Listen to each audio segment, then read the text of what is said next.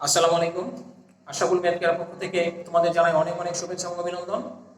আজকে আমরা অতি গুরুত্বপূর্ণ একটা টপিক নিয়ে আলোচনা করব, সেটা হচ্ছে ত্রিকোণমিতি কোঅর্ডিনেটস। আমরা জানি যে বিভিন্ন পরীক্ষাগুলোতে আমাদের যে ত্রিকোণমিতি থেকে ম্যাথ আসে, আমরা কিন্তু চতুর্ভাগ নির্ণয় করতে পারি না। অর্থাৎ আমার এই কোণের মানটা কোথায় কি অবস্থান করতেছে, কোন কোণের মানটা কোথায় যাবে, সেটা প্লাসের মান নাকি মাইনাসের মান, আমাদের এটা নিয়ে কিন্তু ভেরি কনফিউশন হয়ে যায়। ইভেন আমরা দেখবো যে অনেক স্টুডেন্ট আছে দ্বাদশ শ্রেণীতে পড়ি, অথচ আমরা ভার্সিটি এক্সাম দেবো, এখন পর্যন্ত কিন্তু সঠিকভাবে কোণের মানটা নির্ণয় করতে পারি না। অর্থাৎ কোণের যে চতুর্ভাগটা আছে সেটাকে আমরা খুব ভালোভাবে নির্ণয় করতে পারি না। সো আজকে আমরা শিখবো যে কিভাবে খুব সহজে আমরা এই চতুর্ভাগটাকে নির্ণয় করতে পারি। সো এখন আমরা খেয়াল করি, এটা নির্ণয় করার জন্য আমাকে প্রথমে যে কাজটা করতে হবে, কটা সূত্র একটু শিখতে হবে। দেন সূত্রটা যে আমরা শিখবো সেটা হচ্ছে যে এটা sine minus theta equal to হচ্ছে আমার সাইন থিটা। দেখো, সাইনের যদি কোণের ভ্যালুটা মাইনাস থাকে তাহলে সেটা প্লাস হয়ে যাবে সাইন থিটা। এরপরে যাবো আমরা cos থিটা, তাহলে cos এর ভ্যালুটা যদি মাইনাস থিটা থাকে সেটা হয়ে যাবে মাইনাস cos থিটা। দেখো, মাইনাস cos থিটা। দেন একইভাবে sec, sec যদি মাইনাস থিটা থাকে, এরপরও sec minus theta equal to হচ্ছে মাইনাস sec থিটা। দেখো, সেম একইভাবে যদি আমরা কোসেক লিখি, যে cosec minus theta equal to হচ্ছে কোসেক থিটা। দেখো, এরপরে আমরা যাব tan, tan minus theta equal two দেখো tan থিটা। দেন আমরা শিখব cot, cot মাইনাস থিটা। দেখো, cot মাইনাস থিটাটা যদি শিখি সেটা আসবে কি আমার cot থিটা। এখন ভালো করে খেয়াল করো, দেখো এই জায়গাটাতে কি আছে আমার, এখানে দুইটা ভ্যালু মাইনাসের আছে, cos মাইনাস থিটা আর sec মাইনাস থিটা। এই দুটোটার বেলায় কি থাকবে, থিটার যে ভ্যালুটা পাবো সেটা মাইনাস থাকবে। যদি মাইনাসের আসে তাহলে মাইনাসটা আসবে আমাদের, আর আদারওয়াইজ যে থিটার যে কোণের মানগুলো আছে সেগুলো কি থাকবে আমার প্লাস থাকবে। অর্থাৎ মাইনাস যদি cot থাকে তাহলে সেটা cot থিটাটা ভ্যালুটা আমরা কি পাবো, প্লাস পাবো। দেন যদি cot এর ভ্যালুটা আবার মাইনাস থাকে তাহলে কিন্তু প্লাস পাবো আমার লাগবে এখান থেকে। দেখো, খুব ইজিলি এটা দেখতে পারলাম। এখন আমরা চলে যাব চতুর্ভাগে। এখন যদি আমরা চতুর্ভাগে যাই, এটা যদি আমার চারটা চতুর্ভাগ হয়, এটা খুব ভালো করে খেয়াল করবে। এটা দেখো, এটা যদি আমরা একটা কোণের চতুর্ভাগ ধরি, আমরা জানি সেটা কি হোক, প্রত্যেকটা অ্যাঙ্গেলে কি আছে আমার এখানে 90 ডিগ্রি কোণ আছে। দেখো, এটা হচ্ছে আমার আমরা 0 ডিগ্রি, খুব ভালো করে খেয়াল করবে, এটা 0 ডিগ্রি। এটা কত আমার এখানে 90 ডিগ্রি, এখানে কত আসবে 180। দেখো, এখানে কত 270। আবার এই প্রপার্টিজ যদি এইখানে চলে আসে তাহলে এটা কত হয়ে যাবে আমার 360 ডিগ্রি। দেখো, তাহলে 360 ডিগ্রি এই চারটা ভ্যালু আমার। আর এটা কি হচ্ছে আমার, দেখো এটা হচ্ছে আমার প্রথম ভাগ, এটা কত বলো, এটা দ্বিতীয়, এটা হচ্ছে তৃতীয় ভাগ, এটাকে বলা হয় চতুর্থ ভাগ। অর্থাৎ এটা কি হয় আমার ঘড়ির কাঁটার বিপরীত দিকে, অর্থাৎ ঘড়ির কাঁটার বিপরীত দিকে কোণের ভ্যালুগুলো ঘুরতে থাকে। দেখো, একবার যদি সে এখান থেকে একবার প্রপারলি এই পর্যন্ত ঘুরে আসে তাহলে সে কত ডিগ্রি কোণ উৎপন্ন করবে, 360 ডিগ্রি। দেখো, একবার যদি সে এখান থেকে প্রপারলি ঘুরে এই পর্যন্ত চলে আসে তাহলে 60 ডিগ্রি কোণ উৎপন্ন করবে। আর প্রত্যেকটা কোঅর্ডিনেটসে আমার কত করে মান আছে, এখানে 90 ডিগ্রি মান আছে। এখন যে জিনিসটা আমাকে খেয়াল করতে হবে, দেখো এই যে যে প্রথম চতুর্ভাগ, অর্থাৎ এই প্রথম চতুর্ভাগে অল প্লাস। দেখো, এইখানে যত মান পাবো আমরা সবগুলা ভ্যালু হবে আমার পজিটিভ, অর্থাৎ সবগুলা ভ্যালু এটার প্লাসের মানে চলে আসবে, সবগুলা ভ্যালু কি পাবো আমরা প্লাস পাবো। দেন সেকেন্ড কোঅর্ডিনেটসে দেখো এই ঘরটা কার জন্য, এটা হচ্ছে সাইন আর কোসেকের জন্য। দেখো, sine and cosec. And third যে কোঅর্ডিনেটসটা পাবো আমরা, এই যে তৃতীয় যে কোঅর্ডিনেটসটা সেটা পাবো কার জন্য নির্ধারিত বলো, এটা হচ্ছে tan এন্ড cot এর জন্য। দেখো, tan এবং cot। দেন ফোর্থ কোঅর্ডিনেটসটা কার জন্য পাবো আমরা, এটা পাবো আমরা cos আর sec এর জন্য। দেখো, এটা আমরা খুব ইজিলি ভাবে এটা মনে রাখতে পারি, যেমন ভাবে মনে রাখতে পারি অল স্টুডেন্ট কেমিস্ট্রি। দেখো, অল স্টুডেন্ট টেক কেমিস্ট্রি, মানে সকল ছাত্র কেমিস্ট্রি নিয়েছে। এটা যদি বের করি মানে অল, প্রথম চতুর্ভাগে যাবে অল, সেকেন্ড চতুর্ভাগ স্টুডেন্টস। খেয়াল করো, স্টুডেন্টস থেকে কি আসছে সাইন কোসেক। থার্ড যদি যাই আমরা টেক, মানে টেক মানে কি হচ্ছে 10। আর ফোর্থ যেটা পাবো সেটা হচ্ছে কেমিস্ট্রি, মানে সি থেকে কি আসছে cos এর বিপরীত কি জানি আমরা sec, tan এর বিপরীত কি cot, sin এর বিপরীত কি cosec। তাহলে যদি আমরা এই ফর্মুলাটা মনে রাখি তাহলে কিন্তু খুব ইজিলি শিখতে পারবো। all students take chemistry, তাহলে all students take chemistry, তাহলে all হচ্ছে আমার কি সবগুলোই all, স্টুডেন্টস মানে সাইন, সাইনের বিপরীত জানি আমরা কি কোসেক, টেক এর থেকে আমরা কি নিতে পারি ট্যান নিতে পারি, আর ট্যান এর বিপরীত কি কট, আর কেমিস্ট্রি হচ্ছে কি কস, তার বিপরীতটা কি নিতে পারি সেক নিতে পারি। এখন দেখো ভেরি ইম্পর্টেন্ট কোশ্চেন হচ্ছে আমার এই জায়গাটাতে। এখন দেখো এখন যে আমরা নিব কোণের মানগুলো, আমার একটা বেসিক সূত্র এখানে আছে, সেটা আমাকে খুব ভালো করে মনে রাখতে হবে। tan * 90 degree plus minus theta equal two কি থিটা। দেখো খুব ভালো করে এটা মাথায় রাখবো আমরা, tan * 90 degree plus minus theta equal কি পাচ্ছি আমরা থিটা পাচ্ছি। দেখো তাহলে এখন যদি n এর ভ্যালুটা আমার জোড় হতে পারে, n এর ভ্যালুটা বিজোড়ও হতে পারে। দেখো n এর ভ্যালুটা যদি আমার জোড় সংখ্যা হয় তাহলে ত্রিকোণমিতিক যে কোণগুলো আছে সেটা সেম থাকবে, মানে কোনো পরিবর্তন হবে না। তাহলে ভেরি ভালো করে খেয়াল করো, n এর ভ্যালুটা যদি আমার কি থাকে জোড় সংখ্যা তাহলে ত্রিকোণমিতিক কোণের কোনো পরিবর্তন হবে না। দেন আমরা একটু খেয়াল করি, n যদি জোড় সংখ্যা হয়, দেখো n যদি জোড় সংখ্যা হলে কোণের কোনো পরিবর্তন নেই। দেখো এটা খুব ভালো করে মনে রাখবে যে কি দেখছি আমরা, n যদি জোড় সংখ্যা হয় তাহলে ত্রিকোণমিতিক কোনো পরিবর্তন, যেমন কি হতে পারে আমরা যদি লিখি cos 360 ডিগ্রি, দেখো এটার ভ্যালু আমাকে বের করতে হচ্ছে, কিরকম কোনো পরিবর্তন নেই। দেখো এটা বের করার জন্য আমরা অলওয়েজ মানে সর্বদাই 90 দ্বারা ভাগ করব এই ভ্যালুটাকে। দেখো যদি এটাকে আমরা 90 দ্বারা ভাগ করি তাহলে দেখো 360 কে যদি 90 দ্বারা ভাগ করি তাহলে কত পাবো 4 * 90। দেখো 4 * 90 কে গুণ করলে কত হয় আমার 4 × 36 অর্থাৎ 360।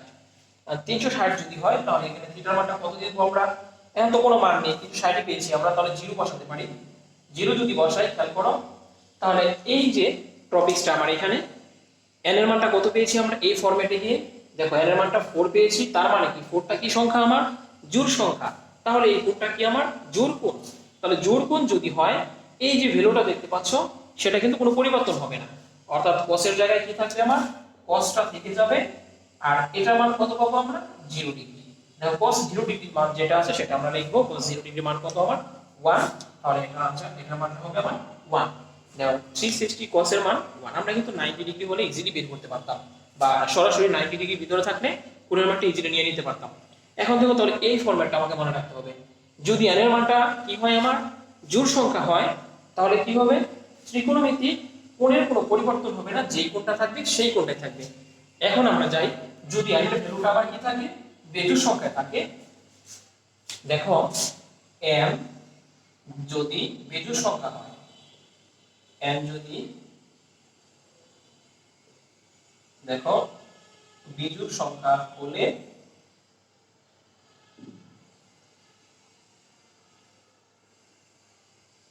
কোণের মান অনুরূপ পরিবর্তন।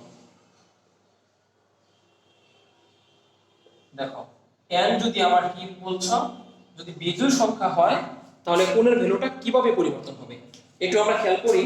n এর ভ্যালুটা যদি বিজোড় হয় তাহলে দেখো যদি sin থাকে আমার, তাহলে ভালো করে খেয়াল করবে sin তার পরিবর্তে কি হয়ে যাবে আমার, দেখো sin এর পরিবর্তে হয়ে যাবে আমার cos, আর যদি সেটা tan থাকে দেখো tan তার পরিবর্তে আমরা কি নিব, tan থাকলে কি লিখবো আমরা cot লিখবো।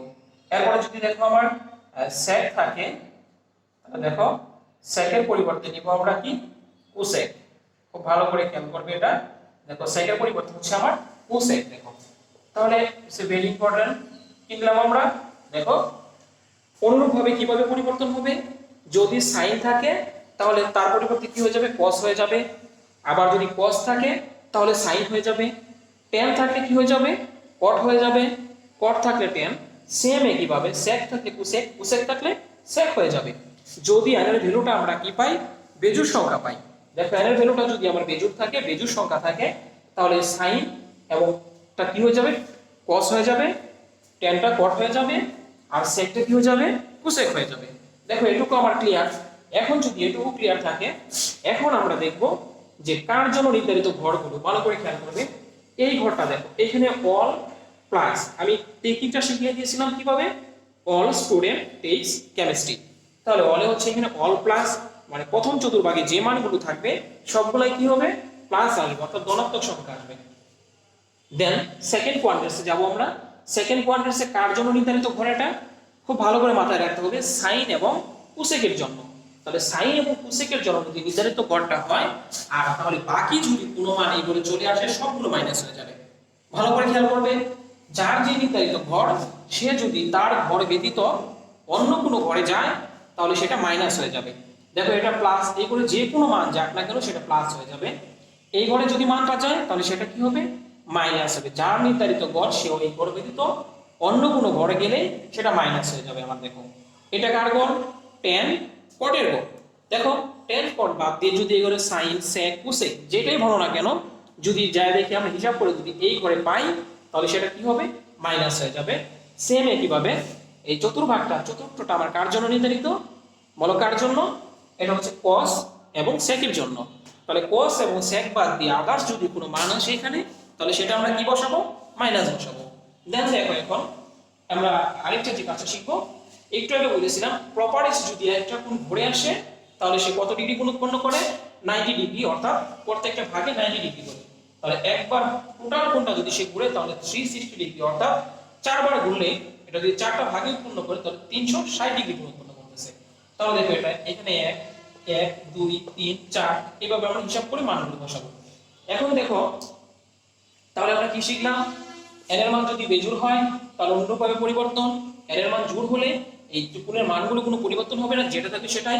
আর বেসিক একটা সূত্র, n * 90 ডিগ্রি সবগুলো আমরা কি বেস 90 দ্বারা হিসাব করে বের করব। প্লাস আসলে প্লাস, মাইনাস আসলে মাইনাস, মানে প্লাস মাইনাস যাই হোক না, থিটার ভ্যালু সবসময় কি থাকবে, প্লাস থাকবে, থিটার ভ্যালু কখনো নেগেটিভ হবে না। আর আগে যে সূত্রগুলো দেখেছিলাম, সেটা আমরা দুইটা জায়গায় কি থাকে, cos এবং cosec এর যদি মাইনাস থাকে থিটার ভ্যালুটা, সেটা মাইনাস থাকে, আর বাকি সূত্রটাতে কি থাকে, প্লাস থাকে। এখন দেখো আমাকে যদি কোনো একটা ভ্যালু নির্ণয় করতে বলে, আমাকে ধরো সাপোজ আমাকে বের করতে বলছে এখান থেকে, দেখো বের করতে বললো cos 120 এর মানটা কত। দেখো আমরা কিন্তু এরকম কোনো মান এর আগে পড়ে আসি নাই, আমরা 9 10 বলো, আর এই টেবিলের কিছু কিছু জায়গাটাতে আমরা কি করেছি, যে 90 ডিগ্রি পর্যন্ত ভ্যালুগুলো আমার মুখস্থ ছিল। দেখো এই জায়গাটাতে কি আছে, আমার 120 আছে। তাহলে এটা কিন্তু আমরা বলছিলাম কি বেস 90, আমরা 90 দ্বারা সবসময় ভাগ করব। যদি ভাগ করি দেখো কি আসে, এখানে cos আমরা ঠিক রাখবো। দেখো 90 cos 120 কে যদি আমরা 90 দ্বারা ভাগ করি, দেখো 1 বার যায়, একবার যাওয়ার পরে কি থাকে 30, অর্থাৎ দশমিক করলে 1 পয়েন্ট সামথিং মান আসবে। দেখো অর্থাৎ এক গুণের একটু বেশি গেছে। তাহলে আমরা এখানে যদি বসাই 1 * 90 ডিগ্রি, তাহলে দেখো প্লাস করতেছি আমরা কত, প্লাস করতে পারতেছি আমরা 30 ডিগ্রি। দেখো 30 দিলে কিন্তু আমাদের হয়ে যাচ্ছে। এখন আমার ইম্পর্টেন্ট টপিকটা দেখো, কি লেখা আছে এখানে, আমার cos লেখা আছে। cos থাকাতে আর দেখো আমরা কি পেয়েছি, n এর ভ্যালুটা কি পাচ্ছি আমরা, বেজোড় সংখ্যা। দেখো n এর ভ্যালুটা যদি আমরা বেজোড় সংখ্যা পাই, তাহলে কি লেখা আছে আমার এখানে, যদি n এর ভ্যালু বেজোড় সংখ্যা হয় নিম্নরূপভাবে পরিবর্তন হবে। দেখো তাহলে sin থাকলে কি হয়ে যাবে, cos, তাহলে cos এর পরিবর্তে কি হয়ে যাবে, এটা আমার sin হয়ে যাবে। দেখো sin হয়ে গেল। আর n * 90 degree plus minus theta is equal to কি পাচ্ছি আমরা, থিটা পাচ্ছি। তার মানে থিটা কত ডিগ্রি, আমার 30 ডিগ্রি। এটাই কি आंसर, দ্যাটস নো, এটা आंसर নয়।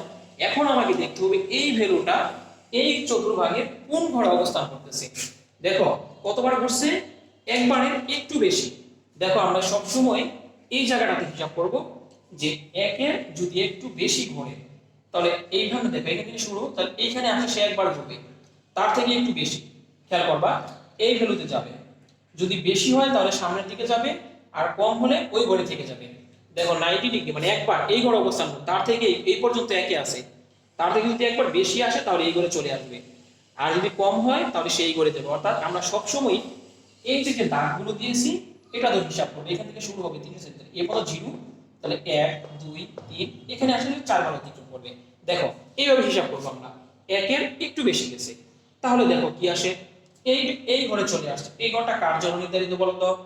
এর ঘরে একটু বেশি, তার মানে হয়তো এখানে আসতে পারে সে 30 ডিগ্রি, অর্থাৎ এই পর্যন্ত হতে পারে 120 ডিগ্রি কোণ আছে সাপোজ। তাহলে এই পর্যন্ত যদি হয় তাহলে এটা কার ঘর বলো দেখি? এটা হচ্ছে সাইন এবং কোসেকের ঘর। তাহলে সাইন এবং কোসেক এই ঘরে তো প্লাসের মান, আর বাকি যদি অন্য কোনো মানটা এই ঘরে চলে আসে সেটা কি হয়ে যাবে? মাইনাসের ভ্যালু হয়ে যাবে। তাহলে দেখো এটা একটা মাইনাস হয়ে যাবে। কিভাবে বুঝতে পারলাম আমরা? এটা কার জন্য নির্ধারিত? Sign cosec. সাইন কোসেক বাদ দিয়ে যদি অন্য কোনো ঘরের মান চলে আসে তাহলে সেটা মাইনাস হয়ে যাবে। তাহলে দেখো যে মাইনাস পেলাম আমরা। এখন কিন্তু আমরা মাইনাস সাইন 30 ডিগ্রি ভ্যালুটা বের করতে পারি। সাইন 30 ডিগ্রি ভ্যালু আমরা জানি কত? হাফ। দেখো খুব সহজে কিন্তু আমরা এটাকে সলভ করতে পারলাম। দেন আমরা আরেকটা প্রবলেম দেখি।